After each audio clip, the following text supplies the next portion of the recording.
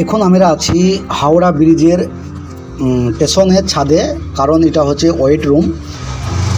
এই ওয়েট রুমে আমরা এখন হাওড়া ব্রিজকে দেখানো পুরোপুরি চেষ্টা করছি।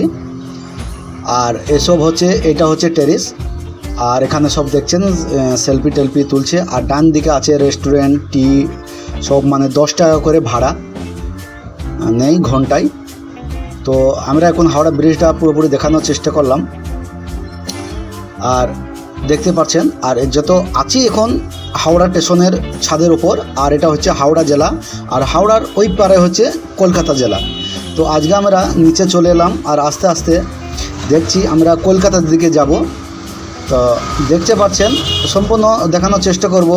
এই যে সামনে রোডে, এটা হচ্ছে বাঁ দিকে অনেক হকার ছিল আগে, এখন কিন্তু সেটা নেই, একদম পুরোপুরি মুছে গেছে বলতে ওদেরকে সরিয়ে দেওয়া হয়েছে। হকার দেখতে পাবে না। এই কোনাগুনাতে যে খাম্বা আছে, এই কোনাগুনাতে হকারে পুরা একদম ছেপে ছিল। আর এই হাওড়া ব্রিজে দেখানোর চেষ্টা করছি, এইগুলো তো ছিল, এই সামনে আমাদের এই হকারগুলোও ছিল।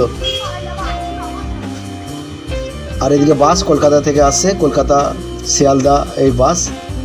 তো আজ আমি হাওড়া ব্রিজের ব্লগ নিয়ে এসেছি তোমাদের সামনে দেখানোর জন্যে। আর দেখতে পাচ্ছেন হাওড়া স্টেশনের লুক আর হাওড়া ব্রিজ। আর এসব হচ্ছে বাস, এটা হচ্ছে কলকাতার হাওড়া জেলা, সব রকম জেলাতে হাওড়া কলকাতা এদিকে ঘুরে। আর আবার দেখা হবে একটা নতুন ব্লগ নিয়ে।